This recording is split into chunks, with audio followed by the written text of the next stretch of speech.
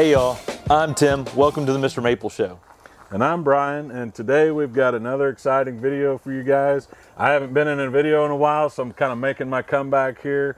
I'm glad to be a part of it today. We're doing heat-tolerant Japanese maples today. Part 4. Part 4. So, I mean, there's so many great varieties that can handle the heat. I think a lot of people think of Japanese maples and they think, well, I can't grow them in a high heat area, but there's a ton of selections where you can do that. So we're trying to bring attention to those.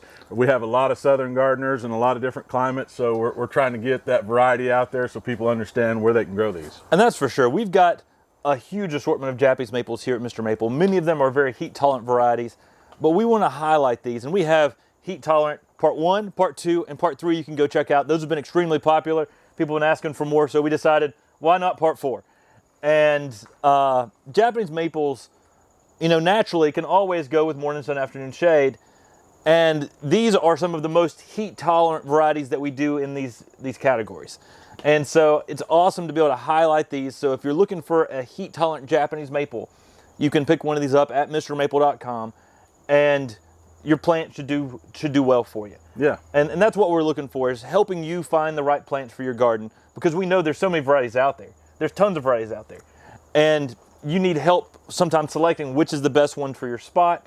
And that's what we're trying to do, is trying to help you with your selection and help you with growing your Japanese maples. So I guess we'll just jump right into it. Down here we're starting with Acer palmatum Katsura.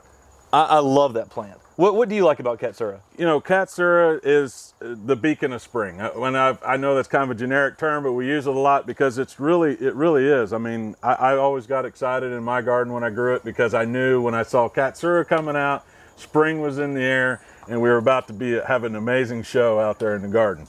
And it has so many great attributes to it. I mean, the colors on that in the spring are just amazing, really eye-catching colors out there in the garden. So it just really brings your eye to that location, and just a great overall plant. Yeah, that's for sure. Those oranges in the spring going to the yellows, that sort of yellow color just lights up the early spring garden. Definitely gives you that flowering almost type interest on a Japanese maple, because when this thing is at its peak, there's nothing else in the garden that beats it, with those spring yellows to orange in the early spring. Love that for just a nice upright tree out in the landscape, but it also has a pretty decent fall color too. Yeah, it does. I mean, it really gives you some nice oranges to reds in the fall. And being an extremely heat tolerant Japanese maple, it's one that can do pretty well in a lot of people's landscapes, especially in the South. I know you were growing in Oklahoma, right? I did, yeah, and it's a nice vigorous grower as well. It puts out some good growth on that. What I really liked about it is, you can plant it in so many different locations. You're not limited on where you can plant that. If you've got a dark spot, you can plant it there. But if you need to put it out in the sun, not everybody has that perfect, morning sun, afternoon shade location. And so it's a very versatile maple that you can plant in a lot of different scenarios. So next up, we've got Acer palmatum dissectum Watnong. I love this plant. It was one of, you may have heard us talk about Coach Pat Dye of Auburn University. He loved Japanese maples, and Watnong was one of his favorite plants down there in the Auburn University area. And the reason being, well, one, it gives you some nice orange fall colors, so I'm sure that had to play into it, but it was extremely heat tolerant. And Watnong is just one of these plants that just has this nice wide habit and really goes through some really nice color changes. Yeah, that's one of the things I really love about it. It's kind of a multicolor maple. Your spring coming out with this kind of pink flushes to it, and then turning to your green colors, and then that new growth over top of that. It just really goes through so many transitions, and then into your fall color. And then also, you have that amazing form. So once you hit winter, all the leaves are gone. You have this amazing structure out there, these weeping and arching habit to it. It's an amazing plant. Yeah, and this one just keeps putting on that orange red to pink red new growth across the plant with that green, like you talked about. The colors are so unique. Yeah. It's not really a red Japanese maple. It's not really a green Japanese maple. It really is a multicolored weeping Japanese maple that's extremely heat tolerant, but that shape is outstanding on him. It really has that heavy arching habit where it definitely grows wider than tall. Great for containers, but it's also a plant that's just extremely heat tolerant. Now always remember, if you're growing containers in the sun, those plants will need a lot more water than one that's grown in the shade. Yeah. So while this is a heat tolerant plant, you got to keep in mind your container may heat up, especially if it's a concrete pot. Yeah. So that may be an issue in itself. You got to choose the right container for the sunnier location, but also it's going to require more water in the sun than it would in the shade. When we're talking about these plants being extremely heat tolerant, we're often talking about how well they're performing out in the ground. If you grow these Japanese maples that are extremely heat tolerant in containers, you may have to take extra precautions in choosing the right pot for it if you're growing it in more sunlight, or you may also have to move them into a shadier location during the hotter parts of the summer for sure. Yeah, so next up on the table, I mean, this is a classic. You know, this is like, for me, like the red upright, for me, this is the one I always kind of gravitate to. We have Acer palmatum Fire Glow. Yeah, that was one that I love. I mean, the thing I love about this is when you put this tree up and you let the morning sunlight or afternoon sunlight hits it, it glows. And the reason behind that is the red with the sunlight will actually develop an orange backside to the leaf. And when that does it and the sun hits it, it just magnifies and glows coming through the leaves. And it just makes an excellent tree that's heat tolerant. Yeah. That gives you just amazing colors. Yeah, and you know, I mean, so many different areas and so many different gardens you can plant this. I mean, if you're needing some red color, a splash of red color in your garden, this is absolutely one that you would want to go with. And the fall color on it too is very underrated. I mean, you know, we have some pictures on our website that blow my mind every time I look at them because they're just so amazing. You almost think, has that been altered in some way? They haven't. I mean, this thing will really light up in the fall. It's like this neon red color. And they had some that was like planted several in a row. You know, it's just this amazing display of color. And I mean, that's just a great plant. Yeah, Fire Glow is an excellent red upright that's very heat tolerant for a lot of people to grow. And the good thing about this too is it's a mid-sized Japanese maple. Yeah. We're talking 10 to 12 feet in 10 years. So it's not going to be as fast growing as something like an Emperor One. Yeah. It's going to be a little slower than something like a Bloodgood.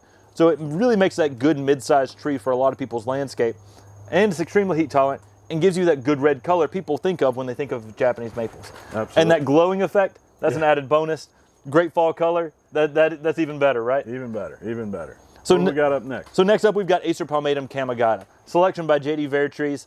Love this plant. What do you like about Kamagata? You know, the leaf on it is just interesting. You know, it's got this kind of gnarly, misshaped leaf on it. Every leaf is a little bit different. And that short, compact shape that it gets. A great dwarf, you know. A lot of these other ones here that we've talked about can get pretty good size. But this is going to be something you can fit in a lot of small spaces in your garden. It's going to give you a great green color in the spring. And then the fall color, as we see transitioning right now, is very nice as well. I love it because it is a rock solid, super heat tolerant Japanese maple. It's one of the most heat tolerant maples that we do. We had a spot on the southwest exposure neck facing brick. Yeah. I mean, southwest exposure is pretty hot, and then a brick background amplifies the heat. There's only a few Japanese maples we could choose to put there, right. And we put a Kamagata that we had, and it's been thriving and doing well in that southwest exposure against the brick.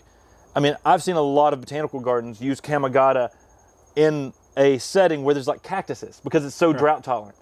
It's such a slow growing dwarf. Selection by J.D. Vertrees.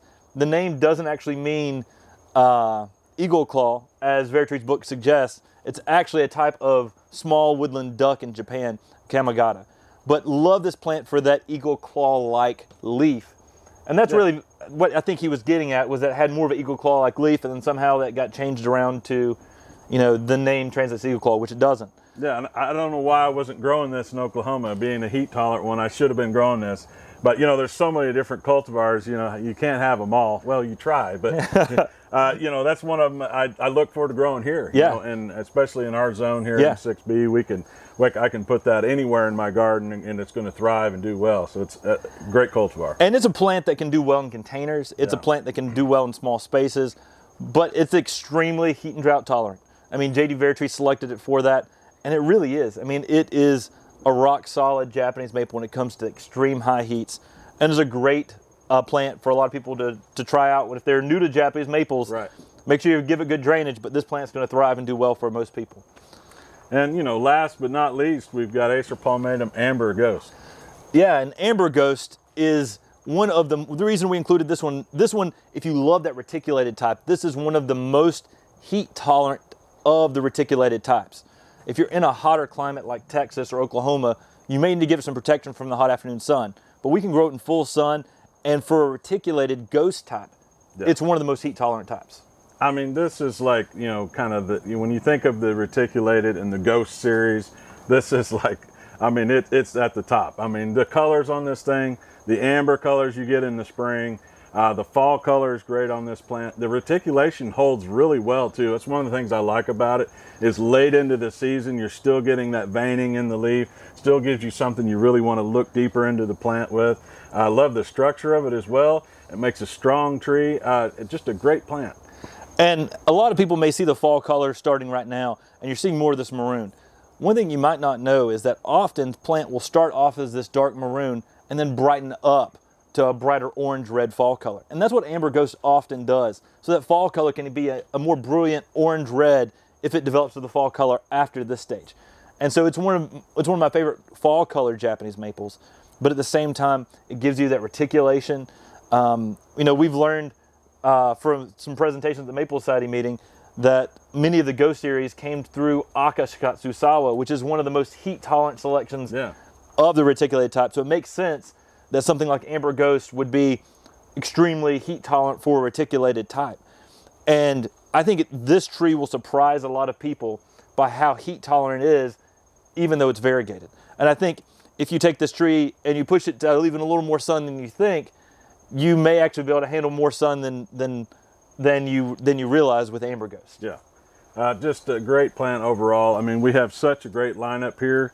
I mean, these are a great starter pack for anybody's garden here, especially in the South. We got a dwarf, a lace leaf, an upright spring interest, a red upright, and a reticulated. Yeah, absolutely. Yeah. I mean, this is a great lineup here. You know, we're always trying to bring new and exciting things and try to help people think outside the box when it comes to gardening, especially in those hotter climates. And that's what this is all about. You know, sometimes you don't think of a reticulated. When you think of a heat-tolerant Japanese maple, you don't typically think of a reticulated.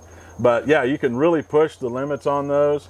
And then you just have these bulletproof ones that are just going to handle any situation you can put them in. And that's what we want to do here at MrMaple, is we want to help people find the best trees that are going to thrive and do well in their area and really look extremely beautiful. And I think with each of these, they definitely fit that bill. Absolutely. Yeah, make sure you guys like and subscribe to our YouTube channel. We're doing all kinds of videos. I mean, we're like editing like crazy right now. We've got so many things in the works.